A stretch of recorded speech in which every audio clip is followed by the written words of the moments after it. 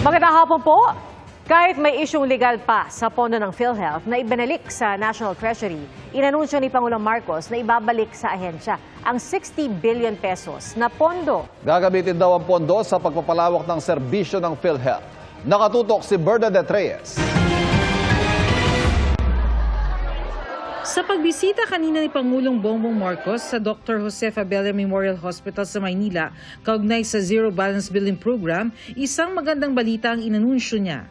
Lahat, yung mga savings natin na bago, na galing sa iba't ibang departamento but mainly from Department of Public Works and Highways, yung 60 billion na yan, ibabalik na natin sa PhilHealth, gagamitin na natin yan para palawakin pa ang serbisyo ng PhilHealth. 2024, inutos ng Department of Finance na ilipat sa National Treasury ang sobrang pondo ng PhilHealth na aabot sa 89.9 billion pesos, alinsunod sa probisyon ng 2024 General Appropriations Act. Mula May 2024 hanggang bago mag-issue ng Temporary Restraining Order o TRO ang Korte Suprema noong November 2024, nasa 60 billion pesos na ang na-transfer ng PhilHealth sa National Treasury.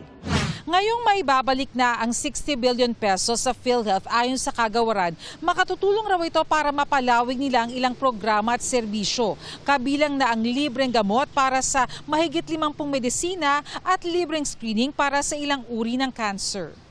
We are very much appreciative of this new development because it will actually help us more in sustaining our benefit expansion and the optimization of our services. This is also a reflection na kahit paano tayo ay napapagkatiwalaan ng ating gobyerno. Nakakatulong din kasi siyempre pag may ganyan ka, maganda din palalawakin pa. Maganda yun na gagawin nila is mababalik nila sa PhilHealth yung pera para may tulong sa mga mamamayang Pilipino. Nakabinbin pa sa Korte Suprema ang petisyon laban sa paglilipat ng pondo. Nitong Abril nang tapusin ng SC ang oral argument ukol dito.